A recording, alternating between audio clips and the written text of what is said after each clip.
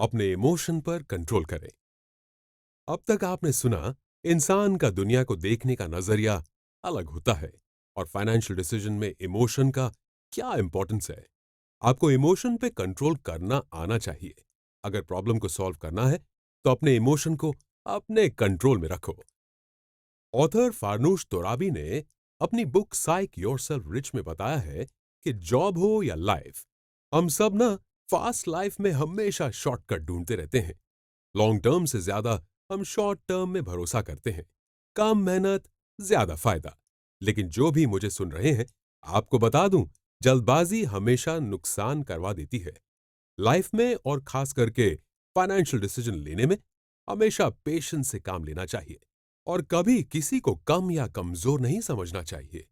अब ऐसा जमाना है कि औरतें भी बेहतरीन तरीके से बिजनेस कर सकती हैं, अच्छी तरह से फाइनेंस संभाल सकती हैं।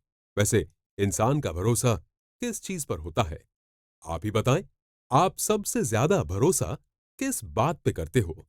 जो आपने सालों से सुना हो, पारंपरिक ज्ञान से जिसमें हम बदलाव नहीं करते? हमारा ज्यादातर डिसीजन अपनी सोच से आता है। क्या आप अपनी कार लेने का फैसला खुद कर सकते हो? हम कई डिसीजंस अकेले नहीं ले पाते। वो क्या है ना, हम जब फैमिली के साथ बैठते हैं तब लाइफ के सभी चीजों के बारे में डिसीजन करते हैं, लेकिन पैसा और फाइनेंस के बारे में नहीं। कई बार ऐसे भी लोग होंगे जो ये सोचते होंगे कि आज जियो, कल का कल देखा जाएगा। अब आप ही बताओ, जब तक हम रूटीन की ही चीजों को आमतौर पे चर्चा नहीं करेंगे, तो हम आगे की जनरेशन को फाइनेंस, कैसे पैसे खर्च करना, कैसे पैसे सेव करना, वो नहीं समझा पाएंगे। तो वो लोग अपना बेहतर भविष्य कैसे बना पाएंगे? आगे की जनरेशन को छोड़ो, आज की जनरेशन के बारे में सोचो। बेरोजगारी और कभी-कभी गलत फाइनेंशियल डिसीजन लाइफ को और प्रॉब्लम में डाल देता है। फिर वही प्रश्न आता है, कैसे खुद फैसला लें? लाइफ में अगर आपको अमीर बनना है, तो दो चीजों का ख्याल रखना पड़ेगा। पहला, मनी को मैनेज करना सीखो और दूसरा, 9 to 5 की जॉब से खुद का बॉस बनना। और ये सारी बातें मैं आपको बताऊंगा हमारी इस ऑडियो सीरीज के जरिए। आपको बस करना यह है अपने इमोशन पर कंट्रोल। आप एक बार अपने इमोशन पर कंट्रोल कर लेंगे तो वास्तविक सच्चाई है, फैक्टर्स और फिगर हैं, उसे समझोगे तो आपके पास पैसा कमाने की बेहतर एबिलिटी होगी। ये सारी बात हुई हमारे माइंड के आउटर साइड की। अब इनर साइड की बात करें तो आपको जिस चीज में एक्सपर्ट बनना है, यानी कि मनी के बारे में, आपको सब कुछ समझ लेना है। आपकी बिलीफ और अब तक आप मनी के सब्जेक्ट में कैसे सोचते थे और क्यों, वो समझ लीजिए। एक तरफ जानकारी और दूसरी तरफ अब तक आपने क्या भूल की, वो समझ लेंगे तो आगे आपको क्या करना है वो सोचना आसान रहेगा। हम जैसे जैसे बड़े होते हैं वैसे वैसे हमारी जिम्मेदारियां बढ़ती हैं, लेकिन क्यों फाइनेंशियल डिसीजन को लेकर हम किसी और पे डिपेंड रहते हैं? छोड़ो डिपेंड रहना, अपने फाइनेंशियल डिसीजन को लेकर जवाबदार खुद ही बनना पड़ेगा। अपने बिहेवियर को मैनेज करना सीखो। आपको आपके मन की शक्ति का विकास करना होगा और मन के डिसिप्लिन और पॉजिटिव बिहेवियर से आप मानसिक रूप से अमीर बन सकते हो। मैंने आपसे पहले बात की थी ओवर कॉन्फिडेंस के सब्जेक्ट में। एक ऐसी ही बात, अगर कोई इंसान ये सोचता है कि वो अपनी फाइनेंशियल किस्मत को कंट्रोल कर सकता है, तो ये उसका ओवर कॉन्फिडेंस है। एक गलत डिसीजन उसकी खुशी, हेल्थ, फाइनेंस और सिक्योरिटी के लिए खतरे की घंटी के समान बन जाएगा। अपनी किस्मत पर कंट्रोल मत कीजिए, बल्कि फाइनेंशियल सोच, बिहेवियर, काम करने की एबिलिटी पर कंट्रोल कीजिए। हम ये सब कंट्रोल क्यों नहीं कर पाते? जानते हैं क्यों? एक बात बताऊं आपको, जब अपने करियर में कंफ्यूज होते हो तो आप खुल के चर्चा करते हो। रिलेशनशिप में कोई प्रॉब्लम हो या हेल्थ में, हम सब एक दूसरे से खुल के बात करते हैं। लेकिन कभी आपने फाइनेंशियल डिसीजन या पर्सनल फाइनेंस को लेकर चर्चा की है? पर्सनल फाइनेंस के सब्जेक्ट में हमें पूरी जानकारी होनी चाहिए। फाइनेंशियल एजुकेशन मतलब कैसे पैसों को ज्यादा सेव करें और कम खर्च करें, उस सब्जेक्ट में सारा नॉलेज। हमारे पास फाइनेंशियल एजुकेशन की कमी की वजह से आज भी हम अपने ज्ञान को एक्शन में लाने के लिए स्ट्रगल करते हैं। तो आज हम वो एजुकेशन शुरू करते हैं। फाइनेंशियल लाइफ में सफल होने के लिए क्या जरूरी है? गेम हो या युद्ध, अगर जीतना हो तो सामने जो शत्रु है उसे जानना जरूरी है। वैसे ही चलो, आज हम मनी मैनेजमेंट के शत्रु को समझते हैं, हमारी भावनाएं। जी हां दोस्तों, हमारी भावनाएं हमारी दुश्मन बन सकती हैं अगर उसे सही तरीके से समझकर कंट्रोल नहीं किया गया तो। मुझे यह बताओ कि आप कोई डिसीजन कैसे लेते हो?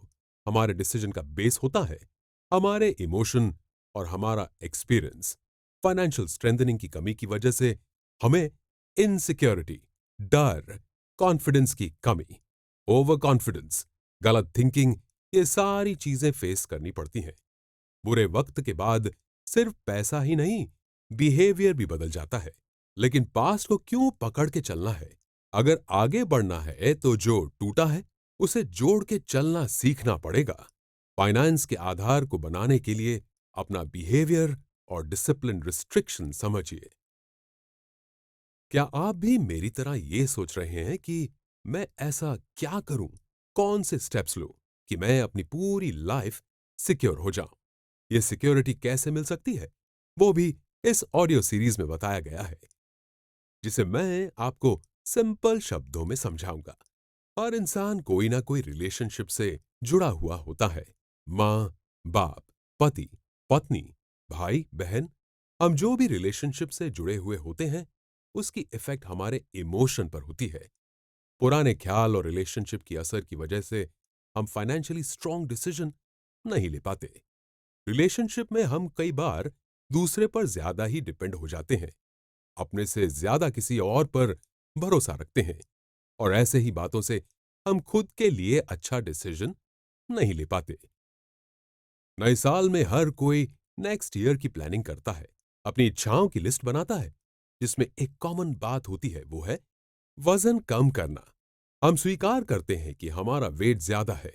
हम नेट पर सर्च करते हैं कि किस वजन से वजन ज्यादा है और क्या करने से कम होगा। एक्सरसाइज और डाइट की सारी बातों को सर्च कर लेते हैं, रिसर्च करते हैं, नॉलेज बढ़ाते हैं और उसे फॉलो करते हैं। ये नॉर्मल है ना? बस यही प्रोसेस आपको अपने फाइनेंशियल लाइफ के लिए करनी है। अपने फाइनेंस को सेफ रखने के लिए जो बिहेवियर हमें बदलना है, उसे जानने के बाद उसे अमल करना है, मेंटेन रखना है। खुद को अमीर मानने के लिए क्या करना होगा आपको? रिसर्च करने की जरूरत नहीं है। इस ऑडियो सीरीज में बताया गया है कि सबसे पहले कमिटमेंट को मजबूत बनाना होगा, खुद पे आत्मविश्वास रखना होगा, अपने पर्सनल और प्रोफेशनल गोल्स के लिए कमिटेड रहना होगा और हट के सोचना होगा। क्या आप इन सवालों में उलझे हुए रहते हो? मैं घर खरीदूं या रेंट पे ही रहूं? मैं ज्यादा पैसे कैसे कमाऊं? अपने पैसे कहां पे इन्वेस्ट करूं? जैसे घर को बनाने से पहले उसकी ब्लूप्रिंट बनती है, वैसे ही हम फाइनेंशियल ब्लूप्रिंट का ड्राफ्ट समझेंगे। जिसने खुद पैसे नहीं कमाए हो और फाइनेंशियली स्ट्रांग हो, ऐसे लोग अपनी लाइफ में ज्यादा एटीट्यूड रखते हैं, नैरो माइंडेड होते हैं। उनका फोकस मटेरियलिस्टिक रिच होने में होता है। महंगी कार खरीदना, महंगे कपड़े पहनना, मतलब प्रॉपर दिखावा करने में वो मानते हैं। ये लोग हेल्थफुल लाइफ नहीं जीते हैं, ना ही अपने भविष्य के बारे में प्लान बना सकते हैं। अगर आप ये सोच रहे हो कि मेरे पास ज्यादा संपत्ति है, धन है, तो मैं सबसे ज्यादा खुश हूं, लेकिन मैं आपको बता दूं कि वेल्थ, धन संपत्ति का कोई संबंध खुशियों से नहीं है।